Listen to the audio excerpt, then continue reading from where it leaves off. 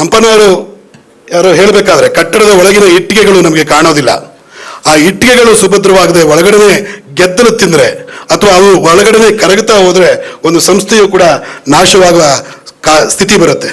ಆ ಹಿನ್ನೆಲೆ ಒಳಗಡೆ ನಮ್ಮ ಸಿಬ್ಬಂದಿಗಳು ಬಹಳ ಕಡಿಮೆ ಸಂಬಳದಲ್ಲಿ, ಅವರು ಇವತ್ತು ಬೇರೆ ಸಂಸ್ಥೆಗಳಿಗೆ ಕೆಲಸಕ್ಕೆ ಹೋದರೆ ಬಹುಶಃ ಇನ್ನೂ 50,000 ಹೆಚ್ಚಿಗೆ ಸಂಬಳ ಬರ್ಬೋದು. ಆದರೆ ಕನ್ನಡದ ಮೇಲಿನ ಪ್ರೀತಿಯಿಂದ ಒಂದು ಶತಮಾನವನ್ನು ಕಂಡಿರ್ತಕ್ಕಂಥ ಸಂಸ್ಥೆಯಲ್ಲಿ ನಾನು ಕೆಲಸ ಮಾಡ್ತಾ ಇದ್ದೀನಿ ಅಂತ ಹೇಳಿ ಕಾಲರಪ್ ಮಾಡ್ಕೊಳ್ಳೋದು, ಭುಜ ತಟ್ಟುಕೊಳ್ಳುವ ಕೆಲಸಕ್ಕಾಗಿ ಅವರು ಬಹಳ ನಿಷ್ಠೆಯಿಂದ ಕೆಲಸ ಮಾಡ್ತಾ ಇದ್ದಾರೆ. ಕನ್ನಡದ ಎಲ್ಲ ಆತ್ಮೀಯ ಬಂಧುಗಳಿಗೆ ನಮಸ್ಕಾರಗಳು. ವೇದಿಕೆಯ ಮೇಲೆ ಆಸೀನರಾಗಿರ್ತಕ್ಕಂಥ ಎಲ್ಲ ಪೂಜ್ಯನೀಯ ಗುರುವೃಂದದವರೇ, ಕನ್ನಡ ಸಾಹಿತ್ಯ ಪರಿಷತ್ತಿನ ಆಡಳಿತಾಧಿಕಾರಿಗಳಾಗಿ ಅತ್ಯಂತ ಸಂವೇದನಾಶೀಲ ಮನಸ್ಥಿತಿಯೊಂದಿಗೆ ಕನ್ನಡ ಸಾಹಿತ್ಯ ಪರಿಷತ್ತನ್ನು ಮುನ್ನಡೆಸ್ತಾ ಇರತಕ್ಕಂಥ ಸನ್ಮಾನ್ಯ ಕೆ ದಯಾನಂದರವರೇ, ಸಭಾಂಗಣದಲ್ಲಿ ಇರ್ತಕ್ಕಂಥ ಎಲ್ಲ ಕನ್ನಡದ ಬಂಧುಗಳೇ, ನಾನು ಹೆಚ್ಚು ಮಾತನಾಡಲಿಕ್ಕೆ ಹೋಗೋದಿಲ್ಲ, ಮಾತನಾಡುವ ಅಗತ್ಯವೂ ಇಲ್ಲ.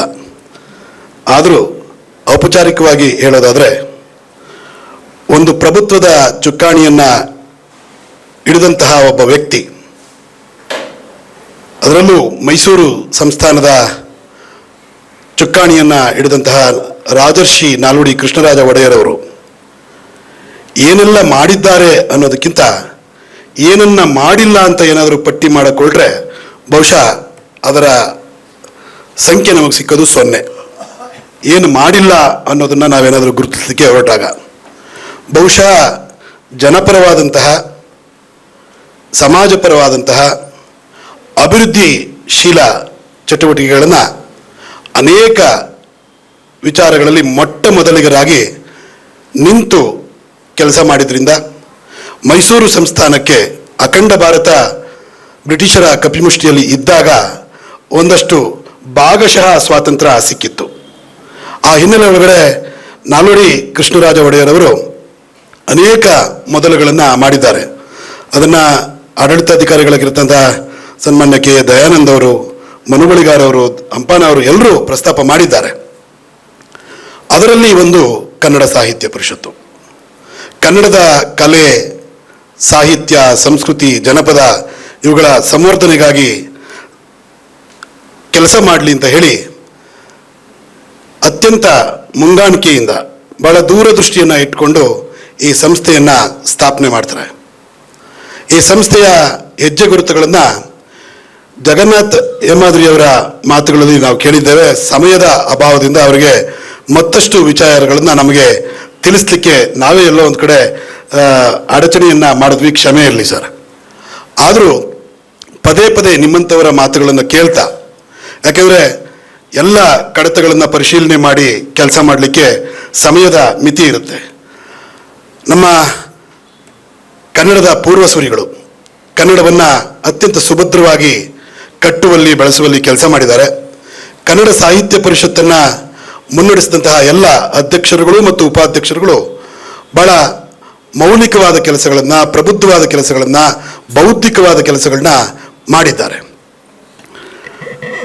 ನಾವೆಲ್ಲರೂ ಮತ್ತೆ ಮತ್ತೆ ಅದನ್ನು ಪುನರ್ ಅವಲೋಕನ ಮಾಡ್ತಾ, ಮುಂದಿನ ಸವಾಲುಗಳ ಬಗ್ಗೆನೂ ಕೂಡ ಆಲೋಚನೆ ಮಾಡ್ತಾ ಕನ್ನಡ ಸಾಹಿತ್ಯ ಪರಿಷತ್ತನ್ನು 111 ವರ್ಷಗಳಿಗೆ ಅಷ್ಟೇ ಸೀಮಿತವಾಗಿಸದೆ 112ಕ್ಕೆ ಕಾಲಿಟ್ಟಿದ್ದೇವೆ.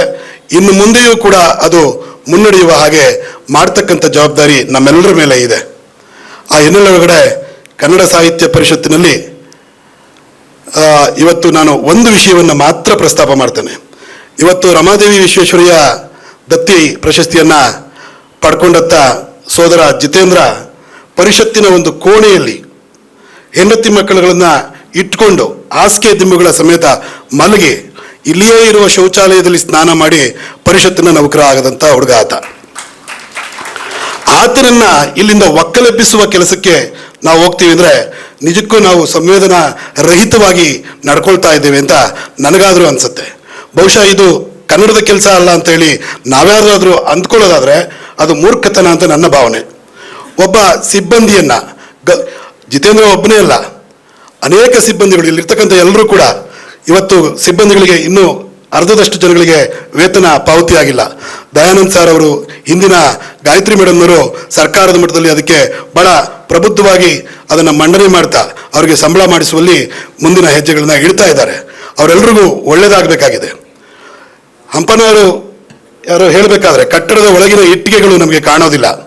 ಆ ಇಟ್ಟಿಗೆಗಳು ಸುಭದ್ರವಾಗದೆ ಒಳಗಡೆ ಗೆದ್ದಲು ತಿಂದರೆ ಅಥವಾ ಅವು ಒಳಗಡೆ ಕರಗುತ್ತಾ ಹೋದರೆ ಒಂದು ಸಂಸ್ಥೆಯು ಕೂಡ ನಾಶವಾಗುವ ಸ್ಥಿತಿ ಬರುತ್ತೆ.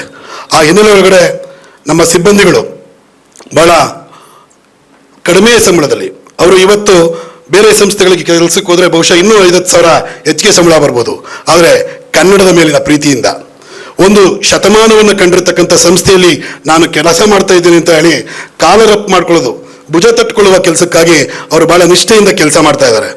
ಇನ್ನು ನಮ್ಮ ಪದಾಧಿಕಾರಿಗಳು, ವಿವಿಧ ವಿಧಾನಸಭಾ ಕ್ಷೇತ್ರ ಘಟಕಗಳ ಅಧ್ಯಕ್ಷರುಗಳು, ನನ್ನ ಎಲ್ಲ ಜಿಲ್ಲಾಧ್ಯಕ್ಷ ಒಡನಾಡಿಗಳು ಯಾವುದೇ ಸಂಭಾವನೆಗಳನ್ನು ಪಡೆದೆ, ಅನುದಾನದ ಕೊರತೆ ಇದ್ದರೂ ಕೂಡ ಸ್ಥಳೀಯ ಸಂಪನ್ಮೂಲವನ್ನು ಸಂಗ್ರಹ ಮಾಡಿ, ಇವತ್ತು ಅನುದಾನಗಳ ಕೊರತೆಗೆ ಕಾರಣ ಏನು ಅನ್ನೋದನ್ನ ನಾವು ವಿಶ್ಲೇಷಣೆ ಮಾಡಬೇಕಾದ್ದಿಲ್ಲ. ಸರ್ಕಾರಗಳು ಧಾರಾಳವಾಗಿ ಹಣ ಕೊಡ್ತಾ ಇದ್ದಾವೆ, ಆದರೆ ಕೇಳುವ ಕೈ ಎಷ್ಟು ಪ್ರಾಮಾಣಿಕವಾಗಿದೆ ಅನ್ನೋದನ್ನು ಕೂಡ ಸರ್ಕಾರಗಳು ಗಮನಿಸ್ತವೆ. ಆ ಹಿನ್ನೆಲೆ ಒಳಗಡೆ ನಾವು ನೀವೆಲ್ಲರೂ ಕೂಡ ಅತ್ಯಂತ ಪ್ರಾಮಾಣಿಕವಾಗಿ ಕನ್ನಡದ ಕೆಲಸವನ್ನ ಮಾಡಬೇಕಾಗ್ತದೆ. ಆಗ ಮಾತ್ರವೇ, ನಾನು ಒಬ್ಬ ಕನ್ನಡ ಸಾಹಿತ್ಯ ಪರಿಷತ್ತಿನ ಹೋಬಳಿ ಘಟಕದ ಅಧ್ಯಕ್ಷನಾಗಿದ್ದೆ, ತಾಲೂಕು ಘಟಕದ ಅಧ್ಯಕ್ಷನಾಗಿದ್ದೆ, ಜಿಲ್ಲಾ ಘಟಕದ ಅಧ್ಯಕ್ಷನಾಗಿದ್ದೆ, ರಾಜ್ಯಾಧ್ಯಕ್ಷನಾಗಿದ್ದೆ ಅಂತ ಹೇಳಿ ನಮಗೆ ನಾವೇ ಹೆಮ್ಮೆ ಪಟ್ಟುಕೊಳ್ಳುವ ಕೆಲಸ ಆಗ್ತದೆ. ಆ ಕಾರಣಕ್ಕಾಗಿ ನಾವು ಕನ್ನಡ ಸಾಹಿತ್ಯ ಪರಿಷತ್ತಿನ ತೇರನ್ನ ನಿರಂತರವಾಗಿ ಎಳೆಯುವ ಕೆಲಸವನ್ನ ಮಾಡಬೇಕಾಗ್ತದೆ. ಹೇಮಾದ್ರಿಯವರು ಪುಸ್ತಕ ಪ್ರಕಟಣೆಯ ವಿಚಾರದ ಬಗ್ಗೆ ಅನೇಕ ಮಾಹಿತಿಗಳನ್ನು ಕೊಟ್ಟರು. ವಿದೇಶಿ ಗ್ರಂಥಾಲಯಗಳಿಗೆ ಕನ್ನಡದ ಪುಸ್ತಕಗಳನ್ನ ಇಂಗ್ಲಿಷ್ ನೋಟ್ನೊಂದಿಗೆ ನಾವು ಕಳಿಸ್ತಾ ಇದ್ವಿ ಅಂತಂದ್ರೆ ಕನ್ನಡ ಸಾಹಿತ್ಯ ಪರಿಷತ್ತಿನ ಬದ್ಧತೆ ಅಂತದನ್ನ ನಾವೆಲ್ಲರೂ ಮನಗಾಣಬೇಕಾಗಿದೆ. ಅವರ ಬತ್ತಳಿಕೆಯಲ್ಲಿ ಇನ್ನೂ ಅನೇಕ ಇದ್ವು.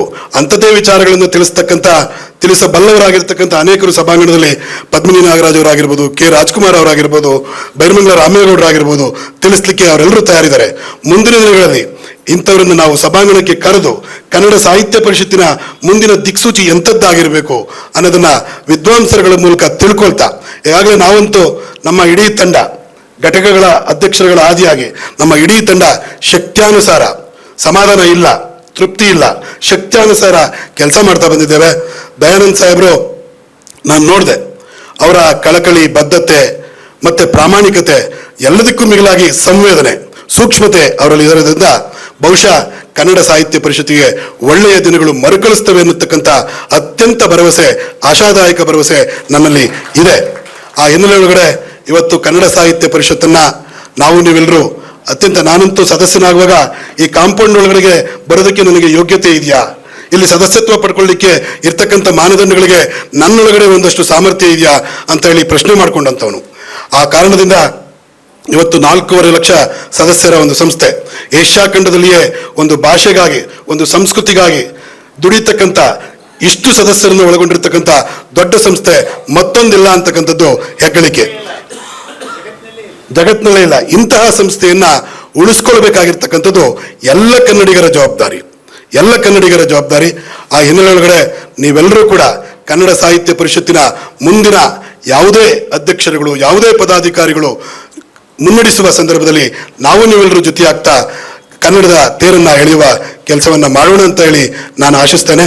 ಬಂಧುಗಳೇ, ಇವತ್ತು ಕನ್ನಡ ಸಾಹಿತ್ಯ ಪರಿಷತ್ತಿನ ಕೆಲವು ಬೆಳವಣಿಗೆಗಳು ಯಾರಿಗಾದರೂ ಬೇಸರ ತರಿಸಿದ್ರೆ ಅದಕ್ಕೆ ನಾನು ಕೂಡ ಕ್ಷಮೆಯನ್ನ ಯಾಚಿಸ್ತೇನೆ. ಯಾಕೆಂದ್ರೆ ಒಬ್ಬ ಪದಾಧಿಕಾರಿಯಾಗಿ ನನಗೆ ಕಂಡು ಬಂದ ವಿಚಾರಗಳಿಗೆ ಹೇಗೆ ನಾವು ಅದಕ್ಕೆ ಸ್ಪಂದಿಸಬೇಕು ಅನ್ನೋದ್ರ ಬಗ್ಗೆ ಎಲ್ಲೋ ಒಂದು ಕಡೆ ನಾವು ಕೂಡ ಹಿನ್ನಡೆ ಅನುಭವಿಸಿದ್ದೇವೇನೋ, ಆದರೆ ನನಗಂತೂ ತೃಪ್ತಿ ಇದೆ. ಆದರೆ ಪರಿಷತ್ತನ್ನು ಮುನ್ನಡೆಸುವ ಮುಂದಿನ ಅಧ್ಯಕ್ಷರುಗಳು, ಪದಾಧಿಕಾರಿಗಳು, ಕನ್ನಡ ಸಾಹಿತ್ಯ ಪರಿಷತ್ತನ್ನ ಎಂ.ಆರ್. ಶ್ರೀನಿವಾಸ ಮೂರ್ತಿಯವರು ಕಸ ಗುಡಿಸ್ತಾ ಇದ್ರು. ಎಲ್ಲೋ ಒಂದು ಕಡೆ ಲೇಖನದಲ್ಲಿ ನಾನು ಓದಿದ್ದು, ಸಿಬ್ಬಂದಿ ಬಂದು ಕಸದ ಪೊರಕೆಯನ್ನು ಇಸ್ಕೊಂಡು ಸರ್ ನಾನು ಗುಡಿಸ್ತೀನಿ ಅಂದಾಗ, ನೀನು ಆ ಕಡೆ ಗುಡಿಸಪ್ಪ, ನಾನು ಈ ಕಡೆ ಗುಡಿಸ್ತೀನಿ, ನೀನು ಕನ್ನಡದ ಸಣ್ಣ ಕೂಲಿ, ನಾನು ಕನ್ನಡದ ದೊಡ್ಡ ಕೂಲಿ ಅಂದಂತಹ ಮಹಾನುಭಾವರು. ಅಂತಹ ಮಹಾನುಭಾವರು ನಾಡೋಜ ಜಿ ನಾರಾಯಣರು, ಹಂಪ ನಾಗರಾಜಯ್ಯನವರು, ಗೋರು ಚನ್ನಬಸಪ್ಪನವರು, ಪುಂಡಲೀಕಾಲಂಬಿಯವರು, ನಲ್ಲೂರು ಪ್ರಸಾದ್ ಅವರು, ಮನು ಬಳಿಗಾರ್ ಅವರು, ಇವರೆಲ್ಲರ ಕಾರ್ಯಕ್ಷಮತೆಯನ್ನು ನಾವು ಗಮನಿಸಿದ್ದೇವೆ. ಅವರೆಲ್ಲರ ಹಾದಿಯಲ್ಲಿ ನಾವೆಲ್ಲರೂ ಸಾಗೋಣ ಅಂತಕ್ಕಂಥ ಮಾತುಗಳನ್ನು ಹೇಳ್ತಾ, ಕನ್ನಡ ಸಾಹಿತ್ಯ ಪರಿಷತ್ತಿನ ಈ ಸಂಸ್ಥಾಪನಾ ದಿನಾಚರಣೆ ಪರಿಷತ್ತಿನ ಸಿಬ್ಬಂದಿ ವರ್ಗದವರಿಗೆ ಗೌರಮ್ಮ ಮತ್ತು ಗಂಗಾಧರಯ್ಯ ಅವರ ಸಿಬ್ಬಂದಿ ದತ್ತಿ ಪ್ರಶಸ್ತಿ, ರಮಾದೇವಿ ವಿಶ್ವೇಶ್ವರಯ್ಯನವರು ನಾವ್ಯಾರು ಮರಲಿಕ್ಕೆ ಸಾಧ್ಯವೇ ಇಲ್ಲ. ಇನ್ನು ಕಣ್ಣಿಗೆ ಕಟ್ಟಿದ ಹಾಗೆ ಇರತಕ್ಕಂಥ ಒಬ್ಬ ತಾಯಿ ಆಕೆ, ಅವರ ಹೆಸರಿನ ಪ್ರಶಸ್ತಿ. ಇವೆರಡೂ ಪ್ರಶಸ್ತಿಗಳನ್ನು ಪಡ್ಕೊಂಡಿರ್ತಕ್ಕಂಥ ಶಿವಸ್ವಾಮಿ ಅವ್ರಿಗೂ ಜಿತೇಂದ್ರ ಅವ್ರಿಗೂ ಮತ್ತೊಮ್ಮೆ ನಾನು ಹೃತ್ಪೂರ್ವಕವಾದಂಥ ಧನ್ಯವಾದಗಳನ್ನು ಅರ್ಪಿಸ್ತಾ, ಸಿಬ್ಬಂದಿಗಳೆಲ್ಲರಿಗೂ ಕೂಡ ನಿಮ್ಮಲ್ಲಿರುವ ಈ ನಿಷ್ಠೆ ಮತ್ತು ಬದ್ಧತೆಗೆ ನಾನು ಅತ್ಯಂತ ವಂದನೆಗಳೊಂದಿಗೆ ತಮಗೆ ಧನ್ಯವಾದಗಳನ್ನು ಸಮರ್ಪಿಸ್ತಾ ನನ್ನ ಮಾತುಗಳಿಗೆ ವಿರಾಮ ಕೊಡ್ತೇನೆ. ನಮಸ್ಕಾರ.